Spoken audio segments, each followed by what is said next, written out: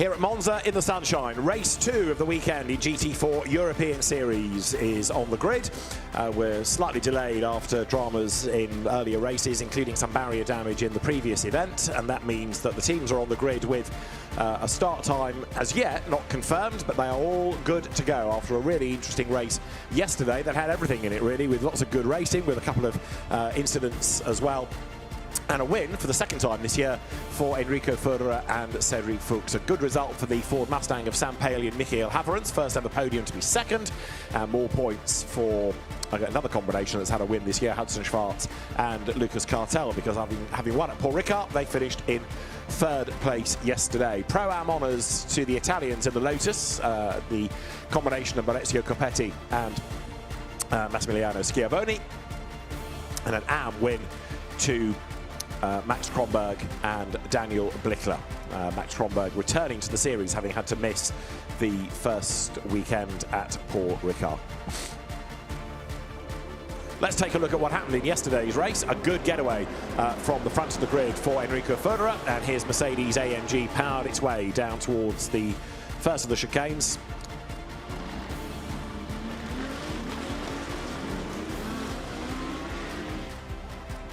By the time the cars had wriggled their way through the chicane, Förderer had managed to establish an advantage, and we'll come back to look at the highlights in a few moments' time. There you can see the grid as we look down from the drone, and the huge grid that GT4 now has set for another really good race.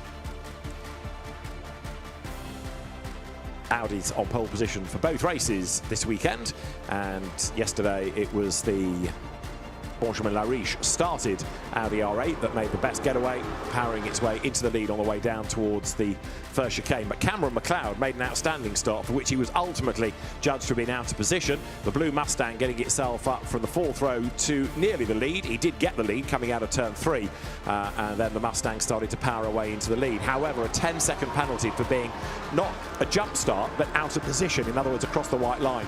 That's what did for him, as Porsches fell out down at the first of the chicanes.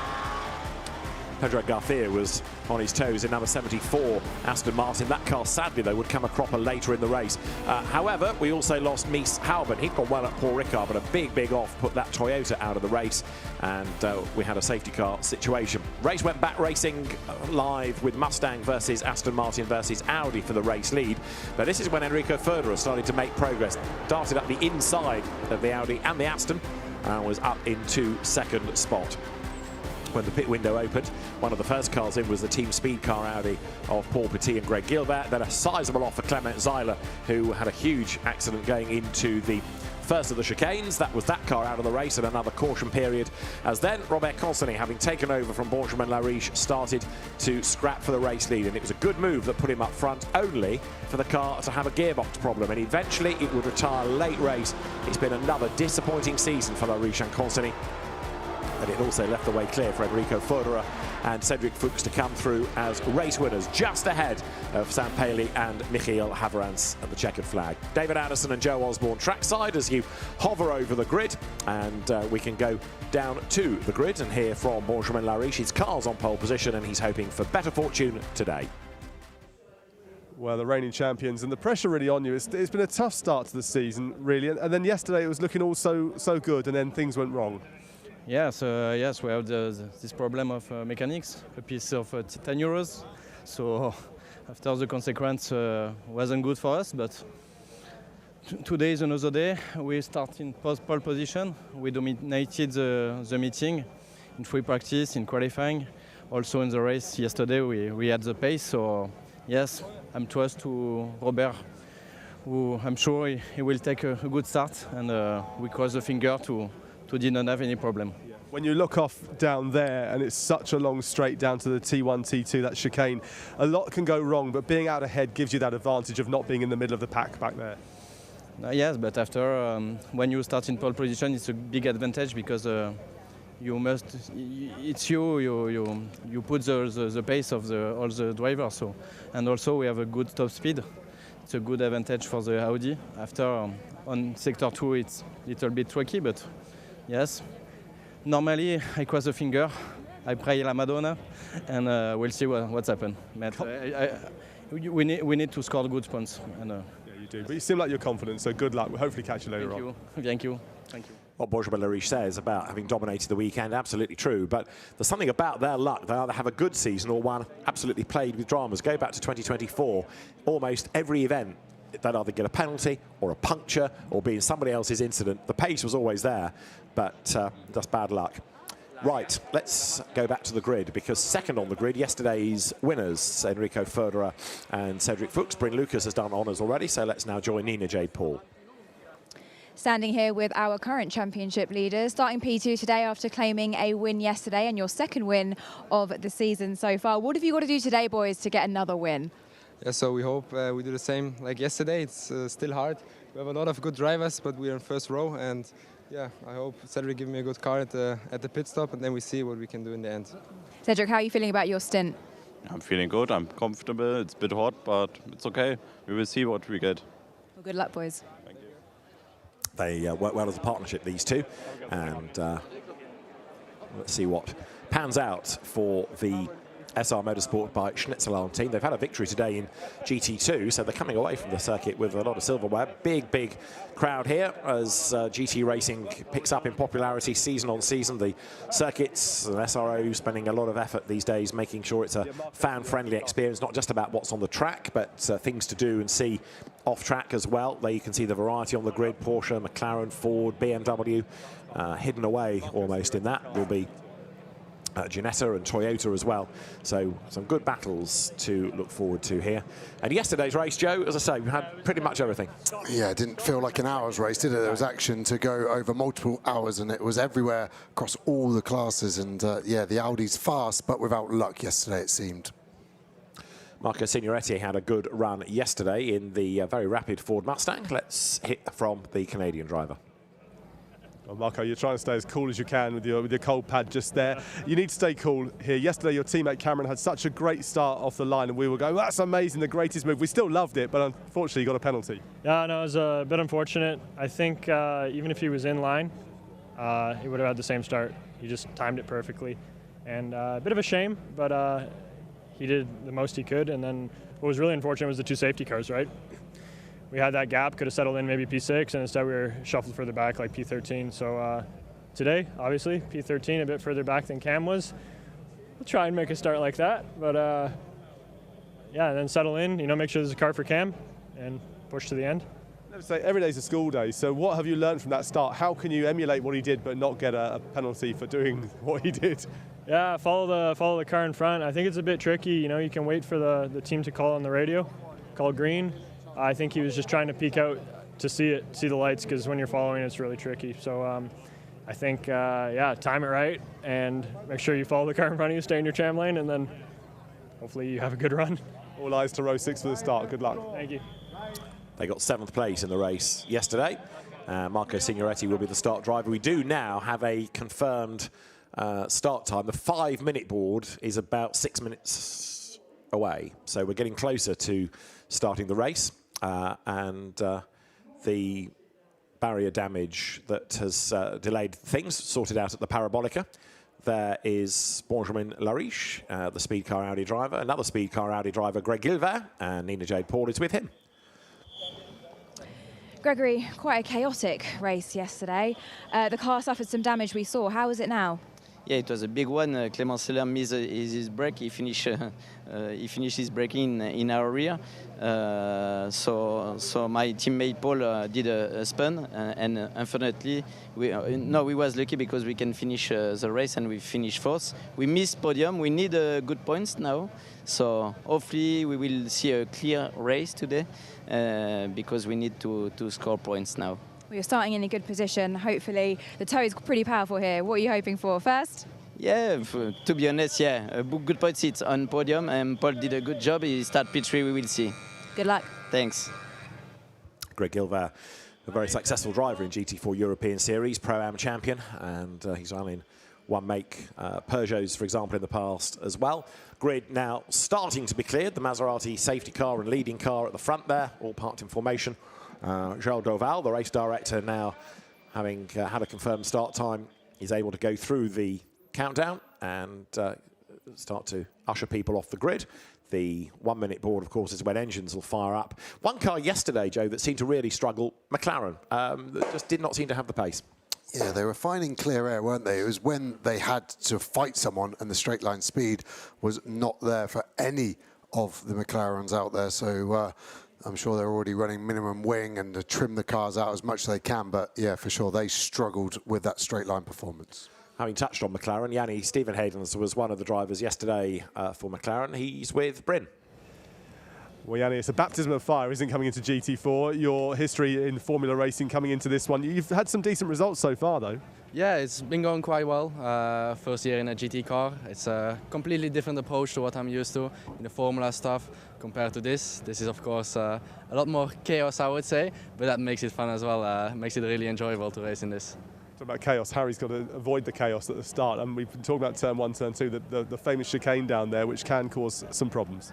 Yeah, of course. Yesterday I was quite lucky. Had a front row start with a really, really good start as well, so came first into there, but I think once you see the people from behind, it just all bunches up. So it's all about surviving the first part of the race and try to manage the part after to get a good result out of it. Well, McLaren always say forever forward, so good luck. Yeah, thank you.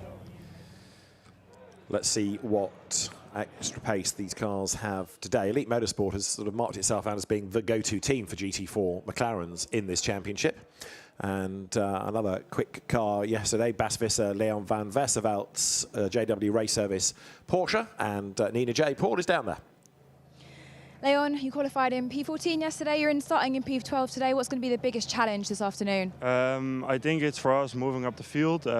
We have quite some quick cars around us, so hopefully in my stint I can gain a few positions, and then my teammate Bas can finish the job and get us a nice result. Well, good luck. Thank you very much. The Porsche, the Cayman, 718 iteration of the Cayman, another of the different brands represented on the grid. And there the fans finding themselves on the big screen, and a cheery wave as the drone hovers past them. It's great to see so many people coming to watch GT racing these days. If you go back a few years, it was far from full, but it's been busy all weekend here. Yeah, like you said earlier, David, the fan activation so much stronger now in the paddock, so much to see, so much to do, and the umbrella is definitely there for shade, not any forecast of rain. Temperatures up to 30 degrees ambient, track now at 58 degrees. That's the highest we've had all weekend so far. It's going to be hot in the cars as well, many of them there with those reflective blankets on the front to try and just get rid of some of the sun and therefore some of the heat from out of the cockpit. That is the car that was second yesterday, but another one to watch is going to be Charlie Robertson's McLaren. Bryn Lucas has found the Flying Scotsman. Yeah, Charlie, it's been a good season for you guys in this one, stepping up from British GT last year into this with some decent class results. Yeah, it's been an interesting start to the season. We switched manufacturers to McLaren. Lastminute.com, which is credit to the team and credit to Rav for getting us on the grid at such short notice. It's been certainly a bit of a baptism of fire. The racing is completely different to what we've been used to in British GT. So elbows out, and this is quite a small car, so it's quite tricky to stay out of trouble, which has been our main aim, really. We've had 3 finishes so far. Rav's starting this one right in the mid-pack, so we've just got to try and make our way through lap 1 and hopefully get another good result. Coming from British GT, what's it like to race on these famous, amazing European circuits like Monza, the Temple of Speed? Yeah, this is my first time racing at Monza, likewise for Rav. Amazing circuit. It's video games don't do it justice. So it's been really cool, and to race in this series, it's so different, and really relishing the opportunity. Well, we wish you the very best. Thank you, mate. Cheers. Yeah, Charlie Robertson's done a vast amount of racing, hasn't he? But it's sort of opened your eyes a bit when he says he's not raced here before. You kind of assumed he would have done in the many seasons we've been talking about him. Right, the grid's starting to be cleared now as their drivers getting on board and those reflective blankets taken off the windscreens. Yeah, the team's trying to stay there as long as possible, keep those drivers cool, and until you get the engine fired up as a driver, there is no airflow whatsoever. So it's like sitting in your nan's conservatory while wearing a thick onesie with a helmet on. So yeah, it suddenly get very warm. Some of the cars with very good AC, the Aston Martin GT4, for example, I was actually driving this car last week, and the AC's too powerful. You have to turn it down slightly. So nice problem to have. The McLaren, the opposite. That is like working out in a sauna, so that will for sure become a fatigue factor for these drivers. 25 to 35 minutes of the hour is when the pit window opens, and it's open with 80 seconds, the mandatory pit stop time. One car for a solo driver, Julien Rippert's Audi. He goes solo. Lots of different cars to keep an eye on, including the Jack Mitchell, Georgi Dimitrov Ginetta. We've got the Team Sorg Rennsport Porsche new entry, the German team, which has had a lot of success at the Nürburgring. Calvin de Groot has raced with them for the last couple of years in the NLS, but Ross Poole races in American GT4 and series debut for both. And Ricardo Pera, that we've been talking about all weekend in the context of GT3, he's also on this grid, returning to GT4 for the first time since something like 2021, when he raced here for the Ebby Motors team. But Ricky Pera was on the podium with Paolo Ganemi yesterday, and will be another man to watch when he takes over the car. Right, the formation lap is getting closer, and therefore the grid's starting to clear. Engines are fired up, and it won't be long, I think, now before the cars can be released, ready to get things underway here at Monza. The driver that finished yesterday starts today, and we had some very good battles in the second part of the race, so that I think is going to just add to the drama. One car that we lost yesterday was the Mojica family Ginetta, and it looks as though there's a gap at the very back of the grid now, as though we have lost maybe the Gustavo Xavier Onder Erdem car from the Razun team. Or is it just, yeah, there is a gap, isn't there, at the very back of the grid. They've had a tough time, Razun, both in GT4 and GT2 this weekend. So, cars are about to be released. And the Clement Zeiler Aston Martin, looking down onto the grid, I think has also been withdrawn after the damage sustained yesterday. The other car that we were worried about was the Mies Hauben and Lachlan Evernet Toyota that suffered a lot of damage, and I think I'm right in saying that that car has also been withdrawn. Green flag lap then is underway. Formation lap then started, and although we've lost a couple with damage from yesterday, there's enough, of course, to make a really competitive race. 3 races in a sense, given that we have those 3 classes. So it is going to be Robert Constany who starts on pole position, with Cedric Fuchs alongside him, Paul Petit on the second row, with Mackenzie Cresswell sharing with Charlie Hart, lining up alongside. Then Georgi Dimitrov with the best of the AMs, Julien Rippert, who must have had an amazing tow, because he was nowhere near this high up the grid for yesterday's race, nor did he match the pace in the race itself. Then you've got Marcel Markovic lining up alongside Sacha Botterman. Then Lucas Cartel, who was a podium finisher yesterday, and Harry Reynolds in number 77 McLaren. Marco Signoretti will go from 11th on the grid, 12th Leon van Westerveld, with podium finisher yesterday Michael Haverans next, and Pedro Porino lining up alongside. Julien Brichet is 15th on the grid, having been moved up from AM to Pro-Am, and then Ravi Ramid's McLaren's alongside. Eric Evans shares row 9 with Jagish Gedik. Row 10 is where you find Gabriele Piana and disabled driver Tim Horrell. Daniel Blickler, winner yesterday, is on row 11, the AM alongside Alex Papadopoulos, ahead of Max Bostrom and Joachim Walder. Then Florent Grisot has Paolo Ganemi for company. Joachim Bolting, the irrepressible, is alongside James Sherrington. Paolo Meloni will start the family BMW with Daniel Nilsson alongside. Then it's Massimo Abati to line up alongside Maximilian Huber, and ahead of the Pro-Am winner of yesterday, Maurizio Coppetti. Robert Cronin comes next, ahead of Chris Solkelt, who was a winner at Paul Ricard in Pro-Am. Ross Poole is ahead of Mikael Brunhagen and Victor Nilsson, with them Onder Erdem on the back of the grid. So that car is there, which means that we have lost one other, and the grid has shuffled accordingly. So the field then making its way around to the Ascari chicane, and we'll get set very shortly indeed to go racing here with this, the view from Alex Papadopoulos' Mercedes AMG, a car that just did not seem to make progress yesterday. No, it struggled at times at Ricard as well, didn't it? For a car that was right at the sharp end last season, they are thus yet to find the form that they had in 2025. Massimo Abati sharing with Stefano D'Aste. That car was quick in qualifying yesterday, but ended up with a Pirelli hoarding wrapped around the front of it on the first lap, and it overheated by the time it had got to the pits, and that was it done. So we've not really seen the best out of that Lotus, although the sister car did win its class yesterday. Yeah, and Schiavone got fastest lap of the race to boot as well, didn't he? So Lotus showing it's got pace and reliability as well yesterday, which was good to see. So the cars turning their way out of the Ascari chicane. The SRO Motorsport by Schnitzelarm team operating that Mercedes on the outside of the front row. We're watching on. So Robert Consani is the man on pole position. He has Cedric Fuchs alongside him as the cars now put themselves in those 2 straight lines ready for the rolling start. And you've got to stay in that formation.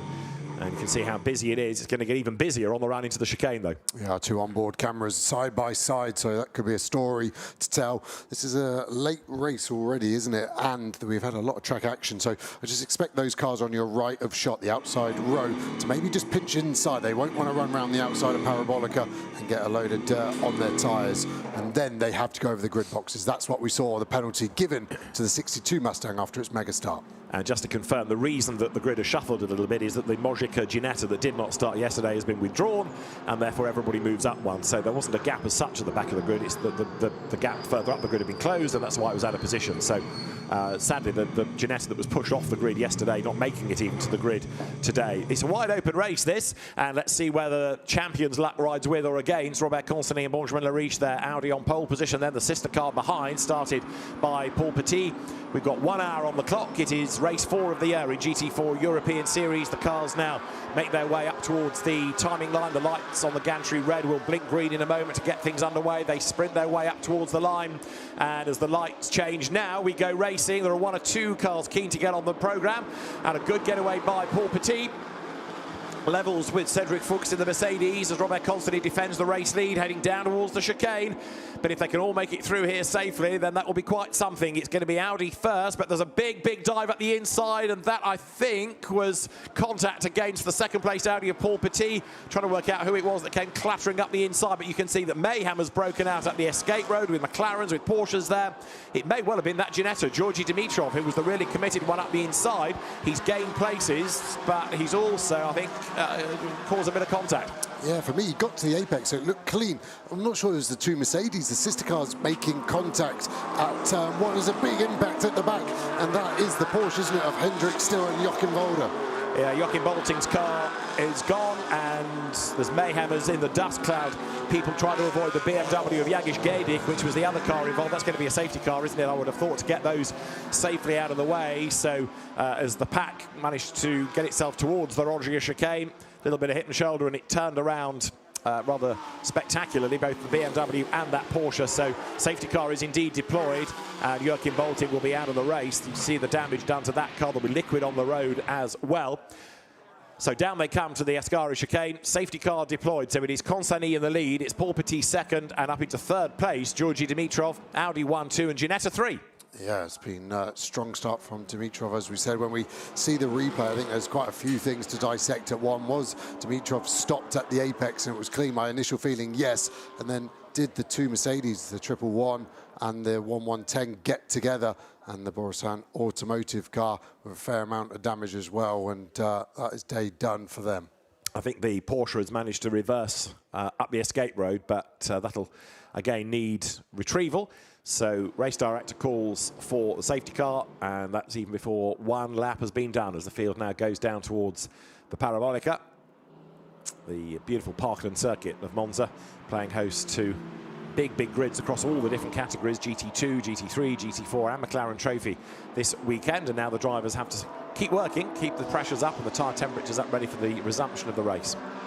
Yeah, it was Gedic, wasn't it, walking away from that BMW. But interestingly, the 2 cars that didn't make it through was himself and Bolting. They were separated by 8 cars at the start. So interesting to see if they were together or they got caught up in someone else's accident as well.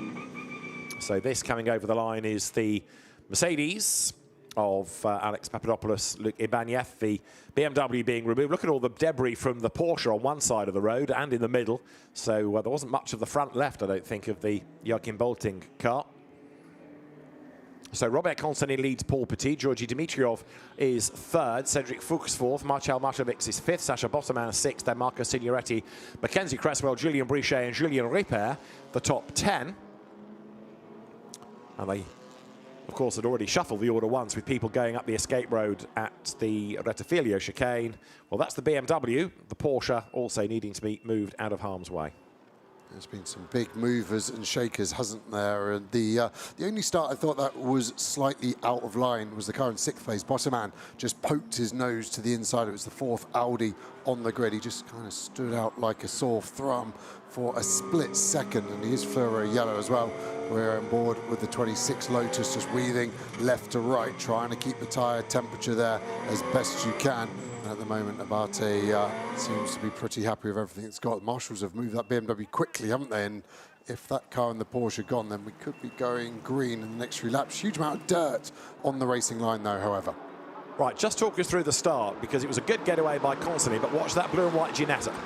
I want to also see how the Mercedes get close to each other. So the Audis have got the straight line performance, we know that. And then watch that Ginetta, like you said, David, goes to the inside, brakes, he is locking up, he goes in deep.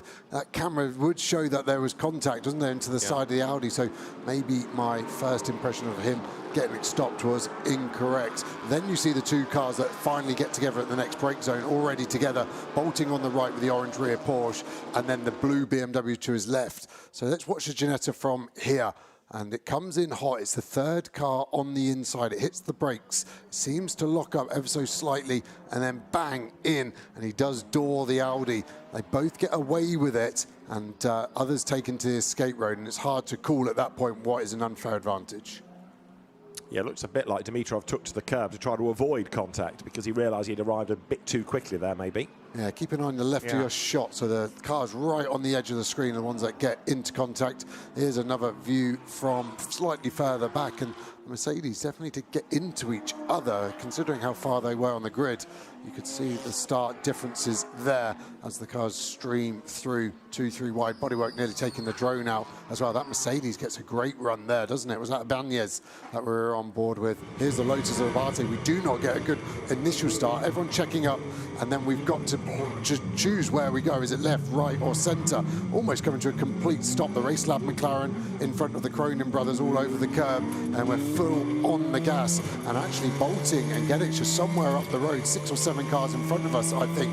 So could really kick off if we stay on board in the next 10 to 12 seconds. And this is where all the dirt was kicked up, and I think everyone did very well to avoid the 2 cars spinning. So now we look into the distance. You can see the BMW on the left shooting across, everyone breaking up, and Ibanez trying to find his way through. Bolting doing really well because he's 180 degrees wrong way, rolling backwards. Smart move there to get out of the way. And like I said at the time, everyone did a good job of not making that a bigger accident than it needed to be. So he's left some debris on the road, left liquid on the road, but the car reversing up the escape road. Here it is again. Contact made already as they come into shot. The Porsche spins like a top. The BMW bounces pinball style from one barrier to another. And bolting at this point just hooks it into reverse and tries to get out of the way. Very, very good presence of mind. Yeah, and it was Joachim Walder actually hit the brace. Look at the damage on the front of that. The crush bar completely bent, and bolting, making sure the door was shut. Just still trying to work out what happened, and it's contact between the 2 cars directly, and to me it looked like Gedich could have gone further to the left, bolting kind of in the middle of the road, and I don't really understand how or why there should have been contact between the 2. They were only 2 wide, both could have moved respectively more to the outside of the track. And I just wonder, bolting with the momentum and Gedich trying to stop the rot potentially on their grid slots. Here's the Ginetta coming in hard. Like you said, David, takes the curb to stop initial contact. That loses them grip. He then doors the Audi. Huge amount of energy going through there. Is that going to be a bit of a legacy potentially for Paul Petit? Bodywork flaps off, doesn't it, there? Yeah, a huge amount of bodywork. I think what gets kicked up is already from something else. I don't think that was his. And then count the cars that go through there. Got to apologise to Dimitrov's teammate, Jack Mitchell. I thought he got in the back of the Toyota in race 1. He assures me there was no contact whatsoever, and actually the Toyota just ran wide and sent himself off yesterday. So apologies on my call on that one to Jack Mitchell in that Ginetta. There's something about that Paul Petit, Greg Gilver Audi that just makes it a magnet. It seems to get hit by everybody. Look at the Porsche kicking up the gravel there. That was a great save. That was a 45+ degree slide with the gravel kicked up, and huge dragonfly in shot as well. There's everything you could ever want right here. David Attenborough or Murray Walker, doesn't matter which one was talking, there's something there for all. So that incident that's caused the safety car is going to be looked at after the race, and a tough weekend for Joachim Bolting and Hendrick still. They seemed to lose ground yesterday, didn't they? They had a really bad lap and dropped a load of places.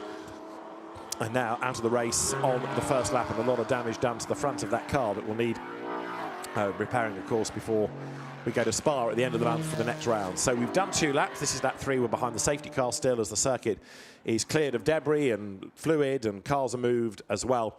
But all of this, of course, counting within the hour. So there's your race leader, Robert Consigny, at the wheel, the former rally man. He and Benjamin Lariche made a great double act, whether it's been in GT4 Europe or GT4 France. And the sister speed car Audi, the damaged one, because it's always got some sort of damage, it feels like. Paul Petit in 2nd place. That car just seems to attract other people's incidents, other people's contact, and it's very rarely the guilty party. It's exactly the same corner as yesterday, wasn't it, into turn 1, where they got wiped out by Sailor, and yeah, I think the damage a lot less severe than today. The only worry would be that front right corner took such a hit. Easy to tweak the suspension, the geometry on that car, and with so long left of this race, even if it's knocked out a millimetre or 2, that makes a huge, huge difference to the handling of the car. The Mercedes, as you say, had also got themselves together at that first corner. I think it was kind of Cedric Fuchs trying to get out of the way, just let the accident happen ahead of him. And as he slowed, the sister car of Markovic's arrived rather quicker, and they got together. So he was trying to do the right thing in one respect, but that put him in jeopardy for another. Alex Papadopoulos in the Luke Ibanez Mercedes, and he's currently in 15th place. Yeah, at least with the split liveries on Mercedes being a mirror image, when they hit each other side to side, it's the right colour rubbing off on each other. That's true, yeah. That's why they did it. You've used that excuse to a team, I can tell. Right, weaving around to get the tyres all good and prepped, ready for the resumption of the race. We are still under safety car conditions. No suggestion yet of when the safety car is going to peel in, though. No, you would assume relatively soon, because Joachim Bolton's car was nearly behind the barrier, wasn't it? Around 2 minutes ago, so maybe at the end of the next lap we'll be lucky enough to get back to green. What we haven't yet had is a full racing lap, so I just wonder whether the race director wants one further, quicker lap to try and help with the tyres, maybe even 2, because they've had, if you like, half a racing lap before we had to go to safety car conditions. So maybe on safety grounds, a quicker one, and then another quicker one, just to bring everything back up to temperature, perhaps. Yeah, you can see the weaving, so the driver's not happy. And look at the rubber that's being left down on the straight there. That is from the left to right. Pretty rare to see that. I think a fair amount of that is down to track temp being at 58 degrees. From memory, I've only ever seen safety car in this lap, so this will be the one to build them up. I think only once in my life have I seen plus 60 degrees on the ambient for the track, and we're not far away from that. No, exactly right. And we are at 2:30 local time, so sort of peak temperatures right now. The GT3 race due to start, well, it was in about an hour's time. That's going to slip because of the delays, but they'll be going into cooler temperatures as the race wears on, which will have an interesting impact in that. Meanwhile then, GT4 racing ready to get back underway at the end of this lap. We've got 48 minutes on the clock as the cars go through the incident zone. The liquid on the road soaked up, the speedy dry is down, and that is the exit of the Rogier chicane, now clear of damaged cars. The drivers will have to make a note of that dirt still on the racing line, though, in the brake zone for turn 4. It's quite a narrow track in places, Monza, which feels strange to say about an F1 level circuit, but we already see cars drop a wheel on the dirt. Now the dirt is on the track. That will be even easier to achieve. Through the chicane they all come. You can see even on a safety car lap how much curb is being used. Feel relatively strung out, but of course the safety car will bunch everybody back up. Robert Consigny will slow the pace and then try to get away from his teammates as they come through. The Georgi Dimitrov, Paul Petit contact is being looked at as well, by the way. Yeah, it was definitely Dimitrov's fault, wasn't it? What's the fair penalty on that one? Because he didn't really gain from hitting the Audi, but the Audi has damage. I think you're probably looking at either a racing incident or 5 seconds added to the pit stop potentially. Yeah, there's one other phrase, isn't there? Causing a collision. It doesn't really matter what the outcome of the collision is, but there's somebody that caused it. We'll see. We'll see. The stewards are going to have a look at that as the fans get ready to look at a lead battle between Robert Consigny and Paul Petit. And the leader is under investigation for not following the race director's instructions. Now, is that behind the safety car or is that from pre-race, because that can sometimes happen as well. Car 1 under investigation, not following race director instructions. Messy restart here. There's not a huge gap to the safety car. I felt like maybe drivers weren't told. He was only just behind the safety car for the restart. Mercedes not on their toes either, so Ginetta safe from behind. We go racing. Robert Constantly then leads over the line. Down towards the first chicane they go. And you can see further back how the Mercedes are coming under pressure from Sacha Bottermann's Audi as the leaders dive into the braking zone. Bottermann is going to gain 2 places on that restart. Really good. So you've got Audi's first, second and fourth. Yeah, Fuchs was miles behind, wasn't he? And that was the problem. And his teammate got caught by that. The Audi power for sure helping as we chased that second of the Mercedes, and Signoretti catching 2 as well. Signoretti could have the momentum for a move into the second chicane. Through the Curva Grande they come. There you've got one of those Grunt & Go Mustangs. That's the Michael Haverantz car that was on the podium yesterday. And the surviving Borissan BMW of Gabriele Piana is in that mix as well. Here they come then up towards the Rogier chicane, over that little bit of cement dust. The speedy drive put down to soak up the liquid. That'll be gone in a lap or two's time as the field powers its way again through the first of the 2 Lesmo bends. So Robert Constantly leads on the road. There, look, to the inside line goes the Mustang, but Haverantz unable to make progress. Really wide coming out of the second Lesmo bend there. The second of the Mercedes of Marcel Markovic. Yeah, you're going to have to get your tiny violin out for the McLarens. They've all lost positions inside the top 20. And yeah, another tough start for all of the McLarens dropping places. That's Daniel Blickler, winner in Am yesterday, as the cars now come underneath the bridge once again down to the Ascari chicane. Gabriele Piana's blue BMW looking to try to gain a place. Contact with Haverantz, and Piana's heading for the gravel. Is he going to come out the other side? Yes, he is. He's absolutely buried his foot, goes through the gravel, all over the grass, back onto the circuit. That was bold of Piana, and the bite a bit.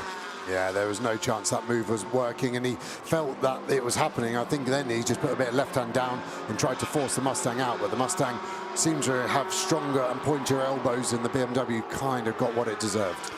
So Piana then drops down the order as Georgi Dimitrov is about to lose 3rd place potentially now to Sacha Bottermann, who comes through nose to tail. Ginetta versus Audi. The 2 Mercedes just not staying with them really in a straight line as Constantly arrives now down at the first chicane. Dimitrov's car quivering under braking in 3rd. Yeah, lively under braking, isn't it? We saw it on the first lap, but now you would hope it was a bit more steady, the ABS working over time. I think Dimitrov was quite clear with his intention of defending there, wasn't he? He was holding the white line all the way down the pit straight, but Bottermann seems to have pace in the corner and in a straight line, and actually Signoretti has got up to 6th now. And the second of the dark blue Mustangs has done the fastest lap of the race, Eric Evans at the wheel. Here are the leaders as again Bottermann tries to attack Dimitrov for 3rd place. No way through as they come into the chicane. Georgi rides the curb, the ex-F4 and Lamborghini Super Trofeo racer, new to GT4 European Series, but going well as now, look, Markovic's there battling with Julien Brichet. Brichet ahead in the Porsche, Markovic's dropping back. No, he's not. Fights back, indeed. Gets up the inside and tries to take Mackenzie Cresswell's McLaren with him. Yeah, I suppose Cresswell didn't try to get down the inside of Brioche. Brioche has got good pace, though, so I actually think he's the man on the move. So maybe Cresswell just thinking, I'm going to try and tuck up behind the Porsche. Bit split of damage on the Porsche as he still tries to get around this Mercedes. This is what we saw Piana try a lap ago. Yeah, so Brichet in that Porsche having lost a place and gained it back, stays ahead. Still dusty, isn't it, coming down towards turn 8. There is Eric Evans through on the inside line. So that puts his Mustang up a further place. Number 2 Porsche, which is Leon van Westervelt, at the wheel of it comes out of turn 8 as the 2 leading Audis. They're not getting away much, are they, from Georgi Dimitrov, despite the fact that Georgi is busy defending from Bottermann. Those 2 Audis are still within reach. Yeah, I'd say so. The Ginetta is so leery under the brakes. Every time it hits the brakes, the rear always squirming. And that second Mercedes dropping place after place, isn't it now? So it qualified well, but Marcel Markovic is struggling. And Georgi Dimitrov, a 10-second time penalty for causing a collision. So that was the contact at turn 1. There's the blue Ginetta, then 3rd over the line. Bottermann trying to line up to have a go, runs out of real estate on the inside, goes to the outside, but the Ginetta, which is there in front of you, has a 10-second penalty for the collision at this corner on lap 1. Yeah, I said 5 maybe I thought would be fair, so it's in the ballpark, isn't it? It was a big hit, and like you said, he did cause a collision, so there needs to be some blame apportioned. Paul Petit in 2nd place then, and Georgi Dimitrov, of course, come the end of the hour, it may make less impact, depends if they have further safety cars to bunch up the pack. But right now, he is in a big battle with Bottermann, and then Cedric Fuchs kind of regrouping, isn't he, after losing ground early on. Now he's steadied the ship, as it were, and he's back with that 3rd place fight. Yeah, and he'll be happy to be there. I just wonder if there's some damage on the other Mercedes, because it is just permanently going backwards, isn't it? You think Brioche only overtook us a lap ago, but is a long, long way in front now. Yeah, there is Brichet in the Porsche, and the other car that's gained ground is Leon van Westervelt, because he's jumped the Mercedes and Mackenzie Cresswell. So that blue and white Cayman going nicely. The Porsche's starting to come good, aren't they now? But there's Markovic then tumbling down the field. The car having started on the 4th row of the grid. So it qualified 7th, and it's running now at the bottom end of the top 10. Perhaps its early pace was flattered a little bit by gaining ground at the chicane. Yeah, potentially, and just looking at Cresswell as well in the orange McLaren there, just still stuck behind. He's now got Cartel behind him in the Supra to worry about, and it's now Botman on the defensive, isn't it? He's dropped a long way behind the Ginetta. And actually that Mercedes starting to be the car on the attack once again. And then you've got Marco Signoretti 6th in his Mustang. There's 87 going through, which is Lucas Cartel, podium finisher yesterday. So at the end of lap 7, the leader goes through. Robert Consani getting away now a little bit from Paul Petit. 7/10 up to 1.3. Consani has just done the fastest lap of the race, but he's still under investigation for not following the race director instructions, don't forget. Yeah, I haven't seen anything obvious to what those instructions that he didn't listen to were, but of course they've got a lot of camera angles, a lot of CCTV to review, so they will found out whatever they were judging him of doing wrong, of course. And there, side by side, Mustang is about to go ahead of Toyota. Eric Evans back ahead. Lucas Cartel briefly ahead into the chicane. Eric Evans retakes the place then. So Eric goes by, Cartel slips back, and into the chicane, the Rodria chicane, they come with Marcel Markovic then under attack again from Mackenzie Cresswell, another driver that switched disciplines, single-seaters to GT cars. The Mustang still making this great noise as through goes Marco Signoretti in the first and Eric Evans in the second. Of course, the two used to drive together in British GT, didn't they? That's Julien Ripper, who is leading AM at the moment from his very good grid position, but I get the feeling that car's going to fall away as the race goes on, because Julien Ripper yesterday in Q1 and race 1 just could not replicate the pace of Q2. I think he must have got a really, really good toe in this session. Yeah, he's in a happy place now, though, isn't he? He's got his own space, and he'll just be trying to pump in the lap times of the higher graded drivers in front and around him. So, yeah, for sure, he's dropped a few places, but he's still sending it hard. And for a bronze-graded driver to be 13th out of this very competitive GT4 field is still an amazing feat. And you're right, that happy place, because now he doesn't have cars around him, so he can drive his own race. He's not looking in the mirror, thinking about having to defend or getting in people's way or getting in a class battle that he's not part of. So he can now just get on and enjoy himself. He's being chased by Alex Papadopoulos there in the Silver Cup Mercedes. Behind him is Harry Reynolds in the yellow McLaren. The white McLaren in shot, Ravi Ramyi, the car that he shares with Charlie Robertson. And there, 19th, Michael Haverans in the blue and white Mustang, the car that was second yesterday. Yeah, Ravi Ramyi doing a good job, 3rd in his class at the moment, just trying to hit his targets. And he's obviously got Sherrington behind him in that Toyota, not for position, but he seems to be defending at the moment. That'll be a hard call, whether he's losing too much time to maybe let that car go soon. Down they come. Gabriele Piana ahead there in that blue BMW. Piana in turn onto the back of Pedro Perino. And another one being crowded out there. That is another of the Toyotas having to take to the dirt at the chicane. So it's still busy. Everybody finding a battle to be in, it seems, at the moment. And Consani to Petit up to 2.2 seconds now. Robert Consani hoping to put the gearbox dramas of yesterday behind them, and that car now with a bigger advantage. Yeah, the Toyota jumped through the chicane with Sherrington. He definitely gained an advantage getting in front of Rammeed, so they'll have to be careful there. So there is Robert Consani. The race leader goes down towards the Ascari chicane. Where's Paul Petit? And we've lost him, haven't we, in second place, because Consani is on his own. The gap had gone up to 2.2 seconds, but now it's a huge gap between the Audis. Is Paul Petit still circulating? He's not second, he's not third, he's not fourth. The other speed car Audi there is limping into view. So Paul Petit has slowed right down with a problem. Is this a legacy of the damage? Has he got a puncture? Let's see as the car creeps into view. Yeah, think front right or rear right, sorry. It's either a puncture or suspension, isn't it? And it could be suspension based on that contact at the start of the race. You said it was quite a big whack it's low on that rear corner. I think that's a legacy of the incident at the first corner. Yeah, rear right puncher. It's definitely not got the tyre connected to the rim, and it's whether there's anything else. It's going to be a horrible place for him to try and get out of the way, and we go to a full course yellow. Maybe for something else at the second chicane, I think, actually. Yeah. So nothing to do potentially with that slow-moving Audi. That does help the Audi massively, potentially stay on the lead lap. He's going to box and just get a new tyre. And there's been a coming together at the second chicane, we understand. So full course yellow called straight away. So the race director can, if you like, get control of the field. The full course yellow means everybody slows down instantly. You don't have to deploy a safety car and wait to find the leader. Well, there is James Sherrington, and he is decidedly nonplussed with whoever else was involved in that. The marshal's trying to separate him. And is that the Daniel Blickler Porsche? Here comes Daniel Blickler. This is James Sherrington. Marshall says, "Oi, cool it." Daniel Blickler says, "Sorry, mate," and offers a hand by way of apology. But James Sherrington is not for shaking hands, is he? Let's have a look in a minute and see who did what to which and to whom. The Porsche is decidedly broken. Gosh, that's taken a massive whack, hasn't it, on the back? I feel like the way the crowd reacted, this is a large accident when you hear them clapping you as a driver. Yeah. It's either because you're on pole or you've been upside down normally. But you'd know. Yeah, exactly that. And not about the applause, but about being upside down. Not about winning. Yeah, quite. But Sherrington, remember, just cut the chicane as well. So it had been a busy 30 seconds. Right. So look at the back. Yeah, so the Porsche gets up the inside. Daniel Blickler absolutely cannons off the road over and over.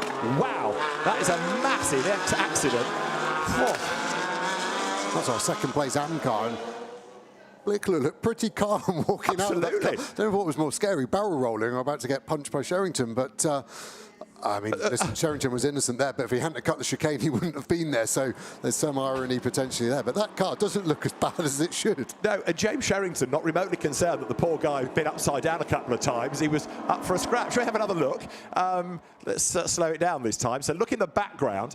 Daniel Blickler is absolutely on a mission, isn't he, in that Porsche? Down the inside of Rami, he uses the launch of that. It wasn't actually the curb that sent him, it was just purely the contact. Wheel to wheel sent him all the way round, and maybe Sherrington hadn't appreciated the size of the accident Blickler just had. I think when he watches that back, his reaction was correct, Sherrington. He was angry, and he kept it just about the right side of race with respect, as we're told constantly from Motorsport UK. But I agree with what you say about Daniel Blickler being remarkably calm. I mean, after that impact, maybe he'll be different when he watches it back as well. But that was quite something. Right, the pit window has been postponed because of the full course yellow that we are still operating under. I don't think there's been one piece of track activity today that's not had some sort of drama. Even the hardship lap at the start of the day had a car through the barrier and we lost time as the barrier was repaired. It's been one of those days.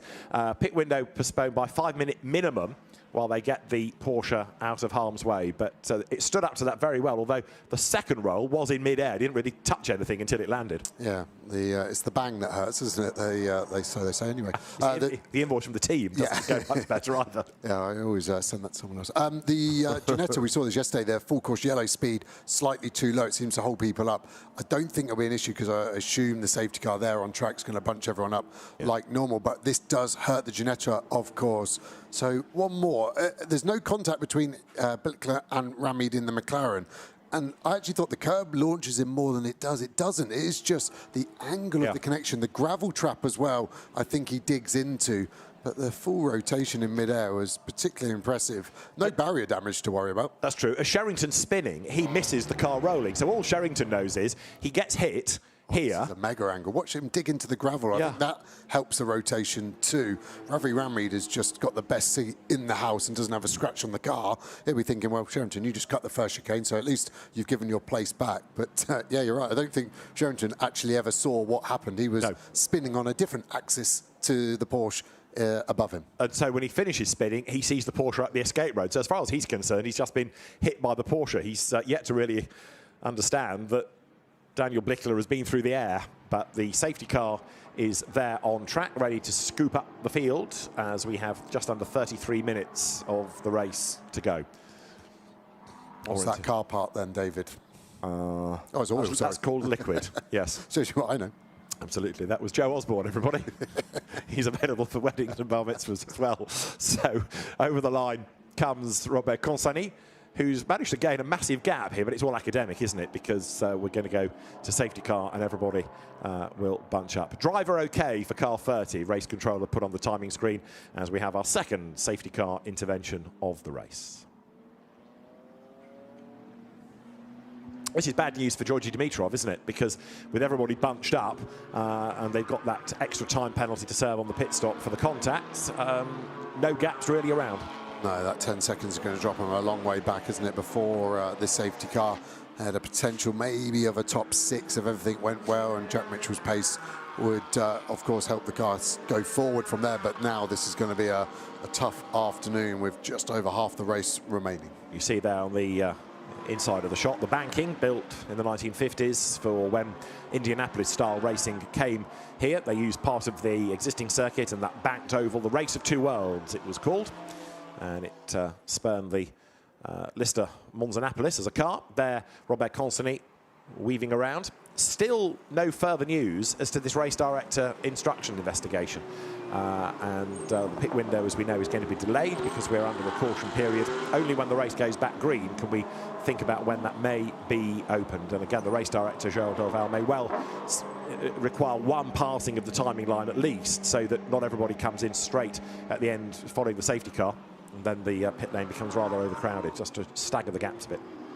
We never got fully to the bottom of Paul Petit's issue, did we? We assume it was just a rear right puncher because he got straight back out, it seemed, without issue. Yeah, the car has rejoined. And actually, this safety car and full course yellow, as you say, that the full course yellow helped because it slowed the pace down, but they've also stayed on the lead lap. And that's critical. So Paul Petit will be a long way back in the queue.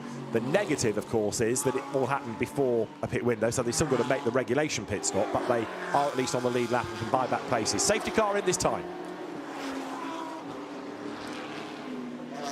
So expect, obviously, everyone to take the restart on track, and then the next lap pit lane looks like it's going to open, doesn't it? And could see a very busy pit lane, I think, straight away the next lap after this. So they turn out of the chicane. Speed will build. Around down now towards the Parabolica. Julien Ripper goes through. Alex Papadopoulos goes through 13th. Harry Reynolds will be 14th. That Porsche weaving around the orange-fronted car. That's Julien Brichet, who eventually is going to have to get himself back into the queue, ready for the resumption. But Brichet second in Pro-Am.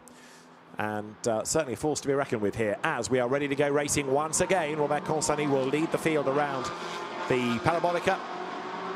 And with the pit window still postponed, nobody can pit this time. We are ready to go racing. We're into the second half of this 1 hour race. Green flags fly once more. Robert Consani leads them away with Georgi Dimitrov in second place, but with a penalty to serve. Then it's Bottomman from Fuchs, from Brichet, from Signoretti, the top 6.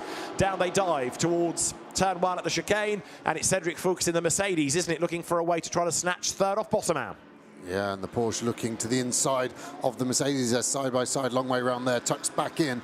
Porsche looking fast, definitely has gained the most positions inside the top 10 at the start of this race.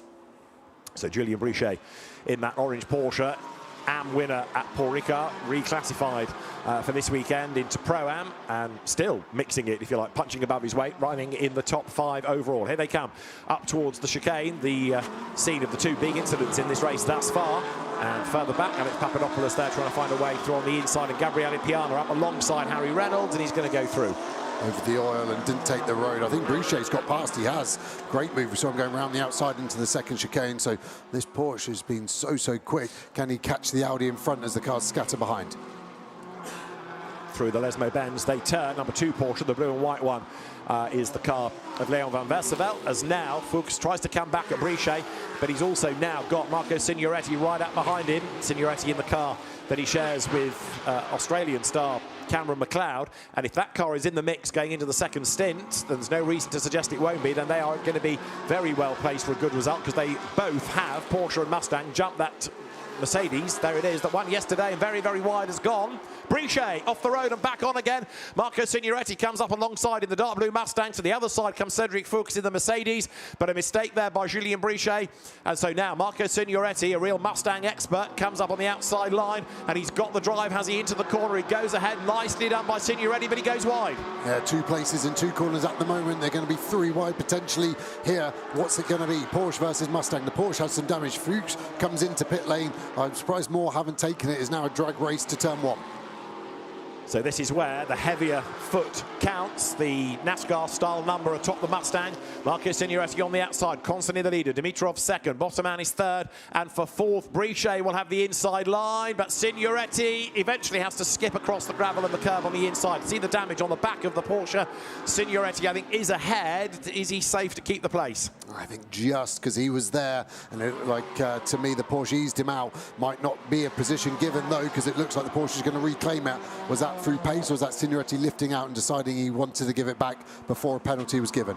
Well, let's see, because they come up here towards the second chicane. Signoretti with wheels on the dirt, scrabbles into that corner as well, but he makes this one. He's up the curb, but as he lost momentum against Fuchs, who comes to the inside, Signoretti comes across. There's contact between the two, and the Mustang gets sideways. Eric Evans in the sister car has joined the party as well now. It's not often a Mercedes looks small, but it does between the two Mustangs. Yeah, Mustang sandwich, and it's Maršić, isn't it, in the 1-1-10. They've actually gained a lot of time because of this battle. Fuchs in the pit lane. He's going to be our first real sharp end of the grid to see where he is, and I think it's a clever move because these cars are losing a lot of time right now in this battle. The Mustang of Michael Haverans, 10-second penalty for forcing a car off track. That's the Piana one here, wasn't it? Yeah. Me that. Interesting, isn't it? Anyway, Piana dropped places, so the Mustang is deemed to be the guilty party as Brichet, then Signoretti, then Fuchs and Evans, and then Mackenzie Cresswell in the orange McLaren come through. Constantly leading Dimitrov and then Bottoman. Pit window is open, as Joe had mentioned, so expect more out of this leading line to pit. That's the wave of cars having served the pit stops, all pouring back out. That surely should be a prompt for Constantly to come in, otherwise he's going to hit that wall of slower cars. Yeah, I think so. You've got 3 more laps to choose from when to box. Some cars will be told box opposite, so whatever the cars are doing around, you do the opposite. If Evans wanted to come in, he couldn't there. Signoretti boxes now, but let's remember Fuchs boxed a lap before. I think this is going to be a big advantage for the 111 Mercedes, sister car to the one we're looking at. And so now Robert Constantly goes through to do the fastest lap of the race to try to extend the gap from Dimitrov, from Bottoman, Brichet 4th, Evans 5th, Markovic 6th. Into the pit lane came Signoretti, in came Cartel as well. Massimo Abati in the number 26 Lotus has also pitted. So that's Cameron McLeod getting on board Marco Signoretti's Mustang. Cameron, the Australian driver, shines in GT racing in Australia. He was a real star in the Mustang support races at Le Mans last year. His grandfather, Peter, a winner of the Bathurst 1000 back in 1987 when he shared a Peter Brock Commodore with the great man. And Cameron McLeod, very, very highly regarded. Great to have him racing in Europe. So there the field pouring its way now up through the first of the Lesmo bends. Those Mustangs having a great weekend at Monza. Not only the GT4 cars, but in GT3 terms as well. But it's an Audi lead. Robert Constantly still in charge. Yeah, and this is Fuchs, so he's actually gone into traffic, so this won't have helped him as much as I had anticipated. And at the moment, contact between the two, he's going to slip past both of them, so lucky for him, he's going to clear him as long as there's not contact. Hard and fire racing between the other Mercedes and that Porsche right now. Meanwhile, here comes Cameron McLeod out of the pit lane. Fantastic noise that Mustang makes as it thunders back onto the circuit, and he's going to be ahead of Enrico Förderer in the Mercedes. The Toyota now, Hudson Schwartz at the wheel of it. I think he's just going to stay ahead as well, but don't forget that Förderer has got the momentum. He's up the inside line there. Nicely done in the Mercedes. You can go side by side through the chicane without contact. Enrico Förderer goes through, moves ahead of the Toyota, or does he? Hudson Schwartz comes back on the inside line there as they go through the fast right of the Curva Grande. Förderer just ahead, and then he's going to have the inside line for the first part of the chicane, but that was good, respectful driving by both. Yeah, really good, and yeah, Förderer now driving from Fuchs. He's going to be annoyed about that Mustang. That was that traffic he had to clear at Parabolica, and it's worked out really well for that Academy Mustang so far. Oh, I think there might have been even contact between the two of them. There was an aggressive defence from the Supra, and the Mercedes tried to dive down the inside. Wasn't really the space to get it done, but it didn't seem to stop Abanez there in the 15 car. So the field thunders on yet again. There's a bit of damage flapping off on the front of the Hudson Schwartz Toyota. That into the pit lane is Julien Ripper in the third of the team speed car Audis. You've also got in behind, by the look of it, number 8, Paul Petit, back in, this time for the regulation stop. That's now the 68 Mustang with the penalty to serve. Sam Paley at the wheel of it. And from Michael Haverans' battle with Gabriele Piana early on, that's where the 10 seconds comes from. 22.5 minutes of the race still to go. And Robert Constantine, the race leader, coming to the end of the pit window. So he's running out of options. There he is, the leader down towards turn 8, but he's got quite a gap now over the traffic. Yeah, he really does, doesn't he? Is he going to box this lap? It's tight if he can do another one. So he's in some clear space, though. So if they think they can squeeze another one, it would be worth staying out as the sister car is getting ready to be released. The Lollipop Man to close it down in case there's someone in the fast lane. Look at this. So this is our lap 3, guys. The Mustangs still together, but it is advantage McLeod. And even with the 10-second penalty, that Ginetta now with Jack Mitchell in is surprisingly high up the order. Absolutely right. Assuming, of course, that they've ticked off that penalty in the pit stop. I don't think they have. Yeah, I got that feeling myself. So Jack Mitchell at the wheel, but the team maybe expecting it to be applied at the end of the race, not realising you can get it out of the way by just not touching the car for 10 seconds. So, yes. Minimum their pit stop could have been was 1:29 if they used the Joker, and it was 1:24, so 4.8 seconds under the minimum, what it should have been with the 10-second penalty. And we'll be back with maths with Joe at the same time next week. Robert Constantine, race leader, down the pit lane. Benjamin Lariche ready to take over, and Robert Constantine gets out of the car. Remember, they don't have to have a scramble for these pit stops because they are down to a regulation time. This now puts 1:10 Marcel Markovic into the lead of the race. Into the Audi gets Benjamin Lariche. In the background, the Sacha Bottoman, now Vinny Beltramelli car is there as well, as you look at number 78, Charlie Hart, going through. Charlie, who's here with lots of fans to cheer him on. And Jack Mitchell, who's another very, very rapid British GT driver. Somebody else perhaps that doesn't really get the recognition he deserves. No matter what you put Jack into, he always flies. He is now engaged in a big fight with Cameron McLeod. That's the leader on the road, yet to pit, Marcel Markovic, but he's coming to the end of the pit window. He's got 40 seconds just under to be in. It's marginal, this.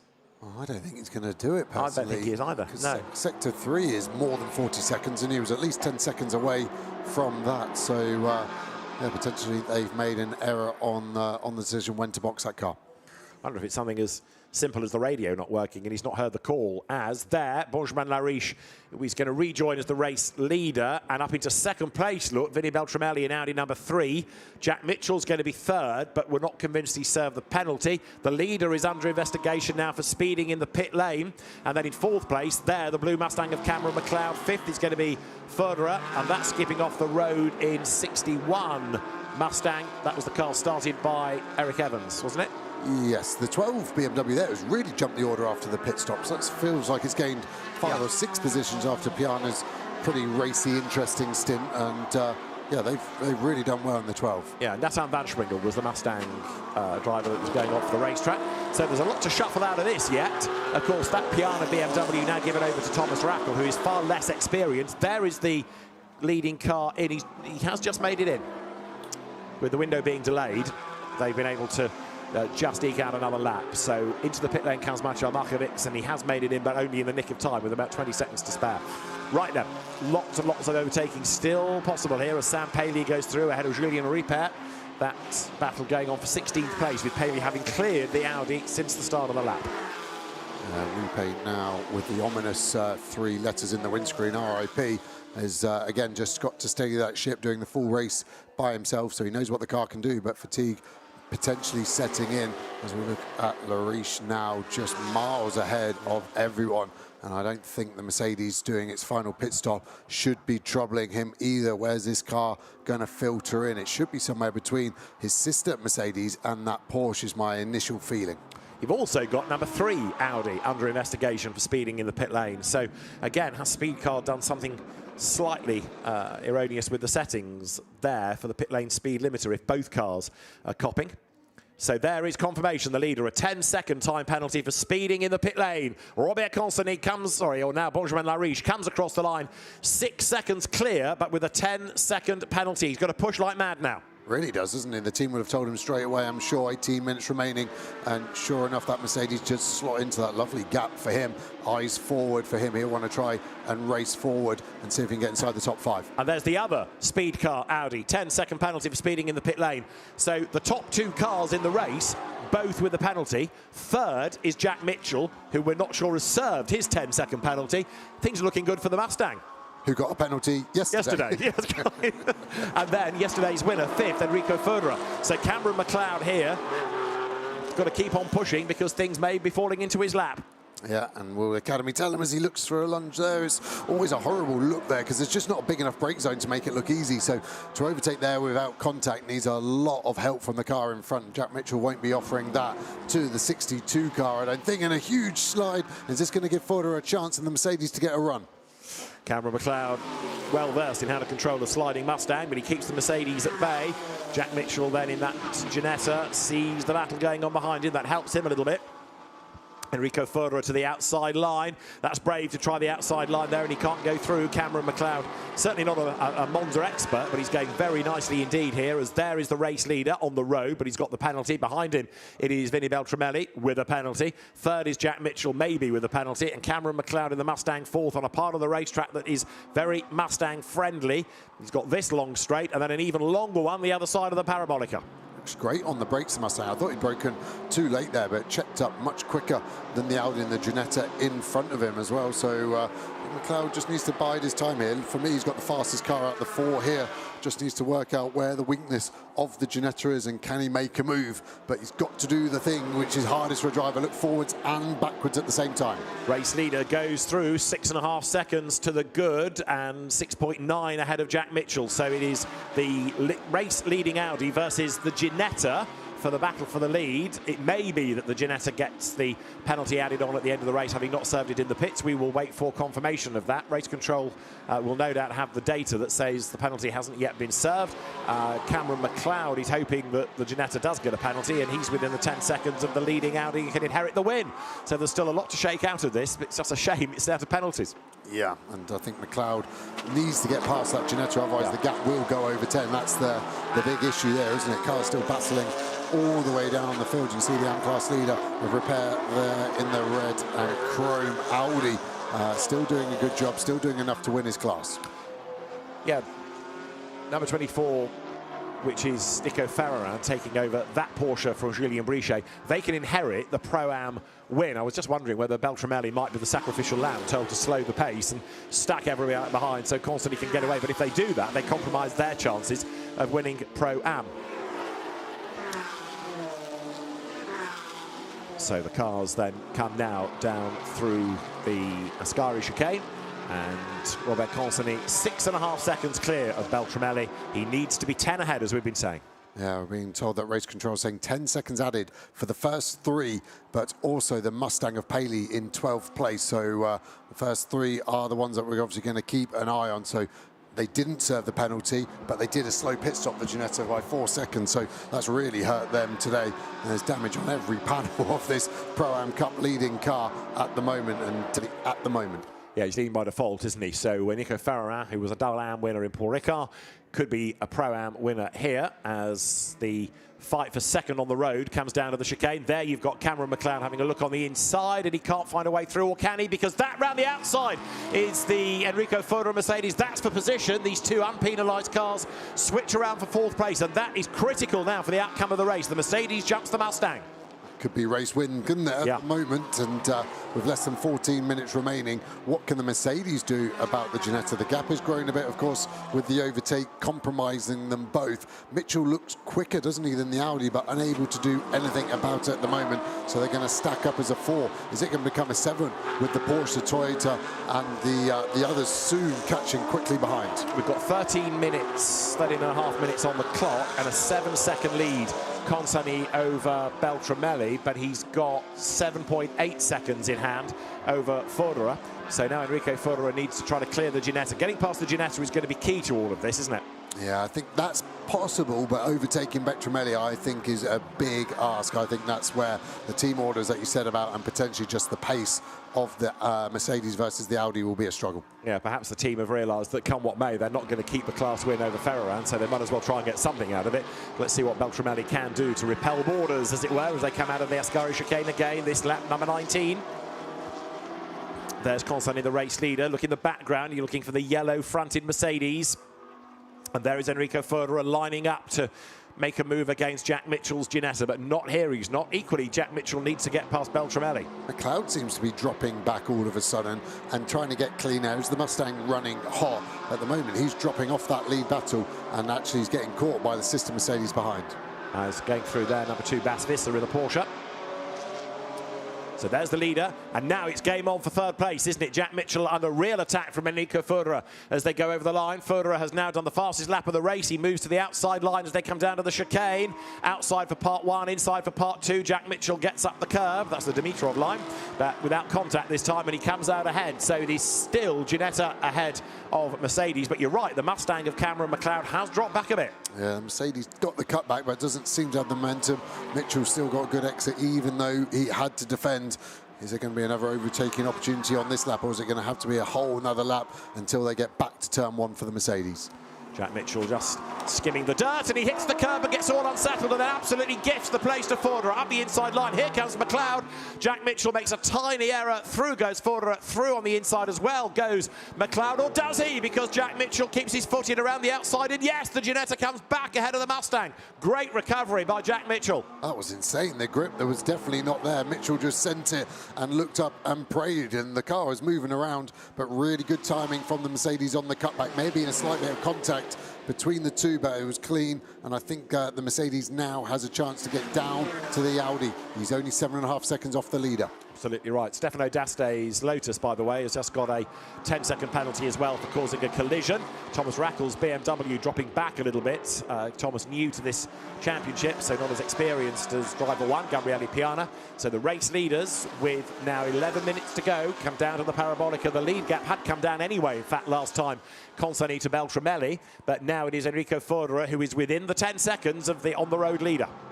Yeah, Ferrin in this Porsche is dropping back, isn't he? He's about to lose the Pro-Am lead, even with the 10-second penalty for Beltramelli. Is that damage slowing him down? But at the moment, Beltramelli is doing just enough, I think, to maybe hold on for the Pro-Am win. Yeah, the Porsche is in real terms battling with Ricardo Perez Cayman, which is going to go through before long as the field head over the line. So Constantino Beltramelli 7.4 seconds, Förderer 8.3 back, but now he can set off in pursuit, can't he, and try to narrow the gap against Robert Constantino. Charlie Hart on the attack in the orange McLaren.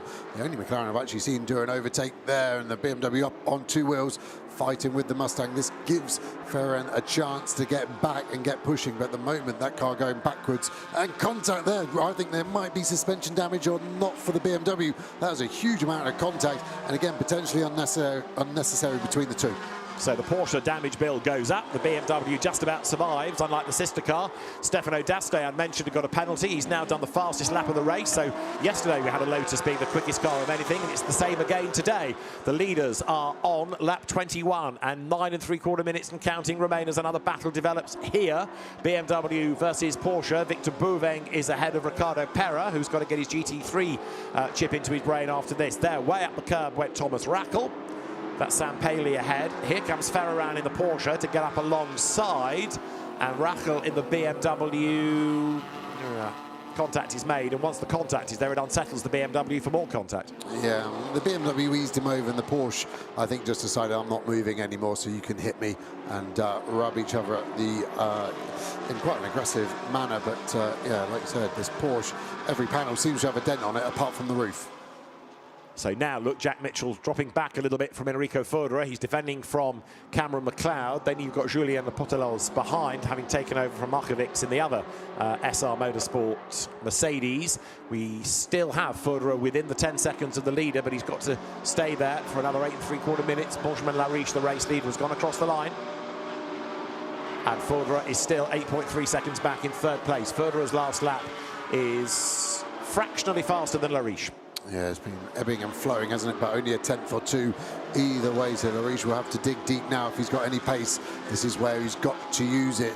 He's in clean air, so he'll dictate his own pace. Whatever he's got underneath him, I'm sure he's going to use. And there the Porsche, not only dropping back in terms of places, but in a battle as well. So its lap times are slower. So in Pro-Am, that lets Vinny Beltramelli off the hook. His penalised Audi clear of the Porsche that's continuing to get roughed up and fall away outside of that 10-second bracket that he needs to be within. As now Jack Mitchell loses out to Cameron McLeod. He goes through on the inside into the chicane, but we've been here before, and Jack Mitchell's been able to retaliate, and he does so again. McLeod defends. To the outside line goes the Portolas in the Mercedes, and Jack Mitchell having to attack and defend simultaneously once again, as there Enrico Förderer gets stuck behind Beltramelli. Yeah, the McLeod Mustang moved over a little bit too late because you could see the closing speed Mitchell had. Mitchell was already there. The contact was because of the Mustang moving across, a bit of damage to the front of the Ginetta bodywork, only hopefully okay to get to the end. And now for second place on the road, Enrico Ferderer lines up to have a go. Telegraph that a little bit. Beltramelli able to take the line for the corner, so Enrico Ferderer doesn't force the issue. He doesn't have to just yet, because he's still within 10 seconds of that lead car to inherit the win, because the car that he's chasing also has a penalty.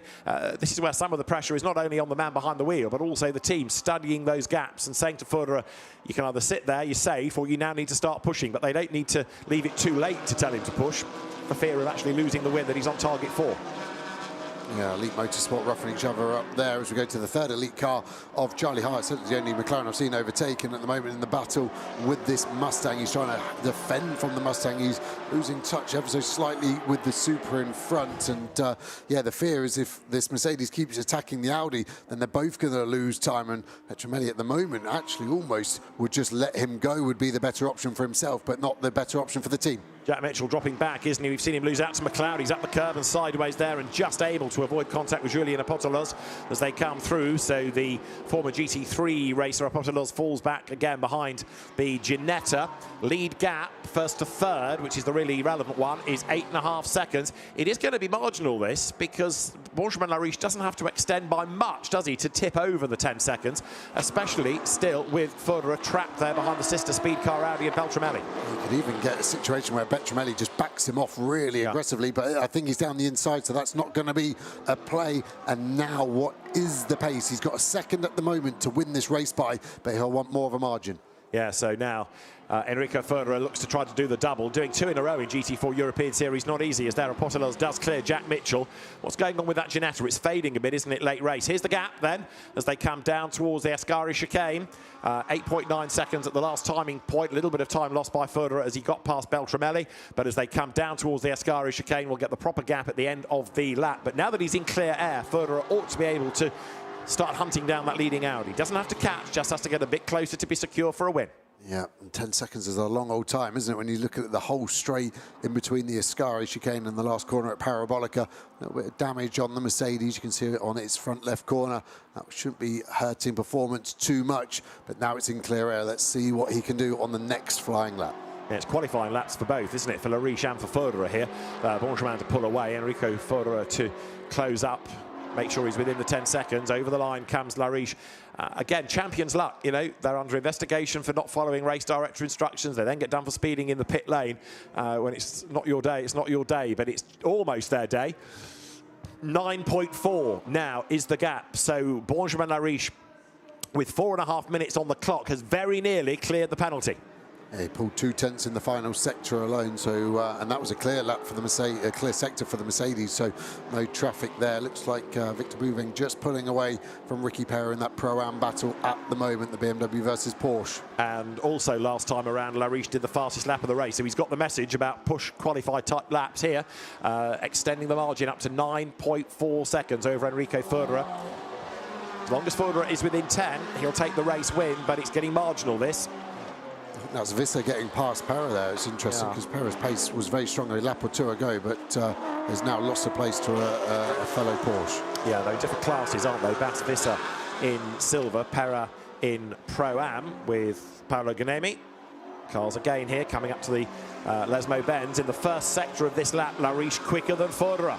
So it looks as though Benjamin Lariche, come the end of the lap, will be the 10 seconds ahead.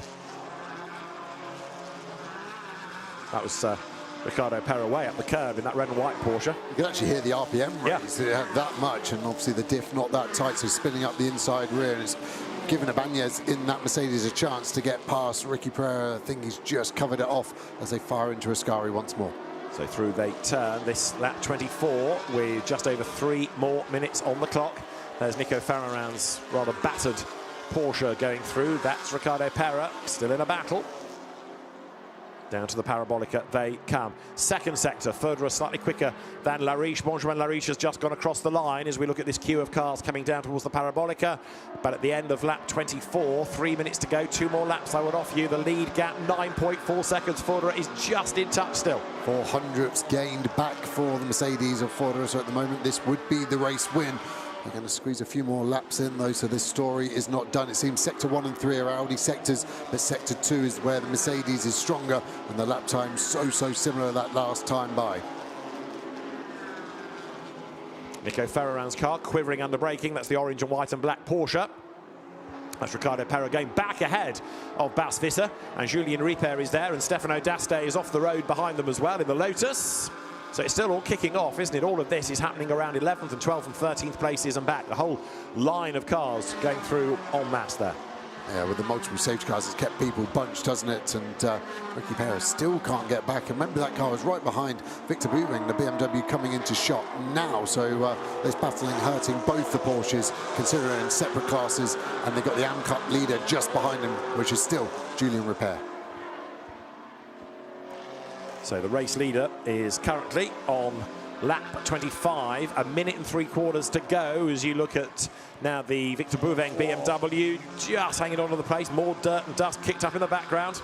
Yeah, and Perez got past Visser, so that one's done. This is our lonesome #1 car, but is it still #1? The gap looks pretty similar, doesn't it? Got to be 10 seconds or more by the finish. They're going to get one more lap after this one, and that's the last chance. And the penalties are then going to affect the 3 car as well, so McLeod's going to get an overall podium as well at this rate. So the live gap starts as Benjamin Lariche comes through. Remember, we're looking at the second place Mercedes being within 10 seconds, and it's 9.1. He's actually gained a little bit of ground. We've got 1 lap to go. Less than a lap time is left in the race. Benjamin Lariche is going to be close. He's got to drive the lap of his life here, hasn't he? He really does, and there's Bouving past Ferrin for second place, and I think that will be second because they're too far behind Betramelli, who's got the 10-second penalty, but the Porsche comes back. Look at the speed of that car. Even though the rear bumper is hanging on for dear life, it came back, but now the side draft goes the other way, and I think the BMW's got this. Into the braking zone they come, and BMW does go ahead then. So Victor Bouving just about ahead, but he runs slightly wide, and that's going to give the chance to Nico Ferrarand to have a go. Look, heading up towards the Curva Grande. Meanwhile, the leaders have gone through Sector 1, and 2/10 quicker is Lariche than Fodera. 9.3 then the gap at the moment, and it's getting close. One mistake from either settles it. One missed braking point, one curve hit wrong, one wheel in the gravel. That's how tight this is going to be. Not tight on track, but going to be so tight on the timing screens. They're all over the curbs now. These cars only have to survive 3 more kilometres, and the drivers look like they know that. Absolutely right. There's Ferrarand's increasingly crumpled Porsche. It's just about going to survive, I think, to the very end as they turn now out of the Lesmo bends. But the race leaders with 9.1, the gap at the start of the lap, running even closer still. More dust is kicked up at the second Lesmo. So there is the possible race winner. There is another possible race winner. It's going to be all about the clock. #1, the lead Audi, the safety car procedure will be investigated after the race. So even if they win on the road, they're not out of the woods as the cars come down through the Ascari chicane. So through the Parabolica will come then now Benjamin Lariche for the last time, heading up towards the line, but it's the clock we need to be looking at. The checkered flag is waved. Benjamin Lariche wins on the road. So Enrico Fodera has got to arrive within 10 seconds. The clock's ticking. It's still ticking. It's ticking. It's ticking. Up towards the line goes Fodera. He flashes the lights. The race winner will be Enrico Fodera, because he's 8.9 seconds back at the flag. When you put the 10-second penalty on Lariche, it's going to be 2 out of 2 for Enrico Fodera and Cedric Fuchs in GT4 European Series. Mega work from both of them, and they just seem to keep the pace metronomic, and then it'd be an interesting investigation, won't it, of why Speed Car had so many cars of theirs speeding in pit lane. Absolutely right. Something odd happening there for sure. So now then, as the rest of the field pours over the line, the cars are going to be subject to these penalties. That's going to shuffle the order, and Benjamin Lariche will be very, very disappointed indeed. I mean, he certainly did try and push. He got the fastest lap of the race, but just not quite enough in the end to outdo Enrico Fodera, who equally pushed to make sure he was well within the 10 seconds. You've got a feel for Lariche and Consani, but it wasn't a perfect race. There was that mistake in the pits. Now, whether it was down to a driver's right foot or the way that the pit lane speed limiter is set, the team will have to tell. But equally, they're under investigation anyway for possibly not doing what they should have done under the safety car. And that will be on Consani, won't it? Because he was the driver in at the time. Yeah, exactly. And they're all slowing down, just trying to get the debris on the tyres for ride height and fuel as always. Charlie Hart was the quickest in the orange McLaren. He's taken the lead after the checker flag, and cars kicking off in the background, but great weekend once again, and these guys are really starting to get a championship hunt on the march, aren't they, after 2 rounds in the 111 car, Federer and his teammate Fuchs. So when you apply the penalties, this the provisional result. Enrico Federer and Cedric Fuchs, the winners from Benjamin Lariche and Robert Consani. Third going the way of Cameron McLeod and Marco Signoretti. And then Julian Apotelos and Marcel Markovics come next. Hudson Schwartz and Lucas Cartel 5th. Charlie Hart and Mackenzie Cresswell 6th. 7th to win Pro-Am with the penalty, Vinny Beltramelli and Sacha Bottamin. And Julien Ripper wins the Am class at the end of a very busy GT4 European Series race here at Monza. Well done, Julien Ripper. He was second in class yesterday, goes one better today. Still think the points for the most spectacular demise go the way of Daniel Blickler from earlier on. But what a weekend. To win one race in GT4 European Series is not easy. To do 2 in a weekend and 3 from 4 in the season, that's impressive for Federer and Fuchs. Yeah, 75% hit ratio is pretty nice, isn't it? And they look so balanced, the two. There isn't a stronger one. They're both very strong, but I think that's what's going to be key for them. So the drivers then coming shortly down the pit lane, and they will make their way in turn to the presentations and the scrutineering checks. The officials there quickly having to work out which cars they need across the 3 classes for the Parc Fermé area. Then the cars will be released accordingly down to the teams. Really interesting race, and again, GT4 European Series delivers plenty of action. So there is the race-winning Audi on the road, and it will give way to the winning Mercedes that inherits victory. But a win is a win is a win. They'll still be very happy indeed about that. Might not have crossed the line first, but that matters not, does it? It's still able to claim race honours. So top work by Enrico Federer and Cedric Fuchs. You could, on the one hand, construct an argument to say, well, you know, they inherited the win, but equally you can construct an argument to say they didn't incur penalties and therefore deserved it. Yep.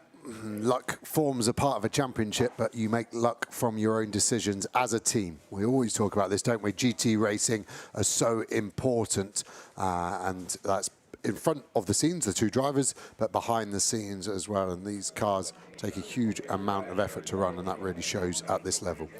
So the cars come down the pit lane, then the pit lane is about to open with GT3 cars being dispatched towards the grid, ready for GT World Challenge Europe Endurance Cup. As the 111 Mercedes arrives. The Schnitzelarm-sponsored SRO Motorsport team have had a good weekend across GT2 as well as GT4, and more silverware in an outstanding season for the combination of Enrico Federer and Cedric Fuchs. There is a very deflated Benjamin Lariche, and of course the story may yet get even worse given that they're under investigation for the safety car process. And there, Robert Consani goes to the car to commiserate with Benjamin Lariche. As arriving is the Victor Bouvin Joachim Walder BMW. The next stop for the GT4 European Series is going to be the end of the month at the CrowdStrike 24 Hours of Spa, and you can anticipate yet more great racing. So from GT4 at Monza, we'll see you next time out at Spa.